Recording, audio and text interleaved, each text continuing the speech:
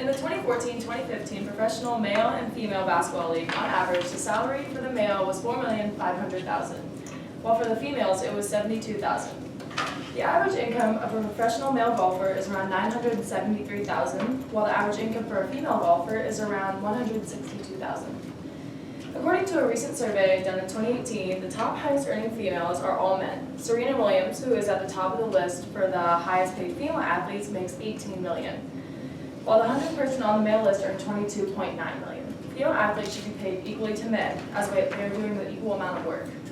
In this speech, I'm going to be talking about why the change needs to happen, the benefits of making this change, and how, as a population, we can make this change. So, many may think that the pay gap may be small, but it is much larger than many may ever think. So many professional male or professional female athletes a year are having to work more than one job to be able to put the food on the table that they need for their family. April 2nd, which is also known as Equal Pay Day, is the day that females have finally made the same amount as the men have the year before. So that was this year, 2019, 2018, they made that same amount. Last year, the top 10 highest paid female athletes earned a combined amount of $105 million. The top earning male athletes each earned more than $105 million alone last year.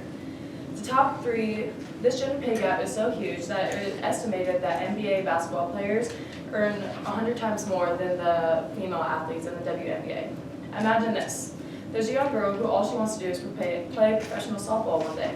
But by the age of 6, her parents tell her that she can't do that, that she has to go to school and get a degree because she shouldn't have to depend on a man to bring the salary for their family.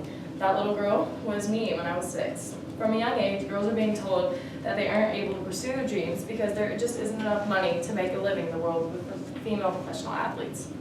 In some way, there needs to be a change in this world for this gender pay gap. The benefits of making this change would be detrimental. Many don't even realize how restricted the female sports are, while females are some of the biggest advocates for young children. Young girls are going to grow up knowing that they're going to have to go to college and get a degree. Young boys are able to grow up and they know that they're going to be able to pursue their dreams if they want to make it big one day. So if there was a change made in the pay of female athletes, young girls could grow up and they could have those dreams that boys are able to have. They know that they could do something more than have a degree, even though that isn't a bad thing. Making this change is not as difficult as many may make it seem. By making a change, that doesn't mean offering money to sponsor these women, but it can be as simple as going to a game, supporting a female sport in your township, like going to a softball game, going to a tennis match, going to a basketball game. But this can't just be one person. There has to be more than one person that's going to make this change, and it's not that hard. It's just pretty simple. So, by adopting this change, many things will be changed. Younger girls will be able to grow up and think that they have a future. And I know this may not seem like it's that big to that many people, but there is other things that are going to change this. Poverty rates are going to go down. If female athletes are able to be paid more, that means that the rates of poverty are going to go down because they're allowed to bring in more money. And the men isn't the one that they're completely depending on. So, although there are many factors, the fact is that women are making 79 cents on the dollar on average to men for equal work. Another benefit is that it would strengthen our economy as a whole. The majority of females are now bringing in a significant amount of annual household income. A large percentage of these mothers are single, which is providing the entire income for their family. The negatives to neglecting to make this change would be that they're unable to pay for the necessary things that they need. If they can barely pay the bills, how are they going to be able to put food on the table for their kids? How are they going to be able to get them the things that they want? Even though they may not need it, they do want it. And some kids want a lot of things as they're growing up.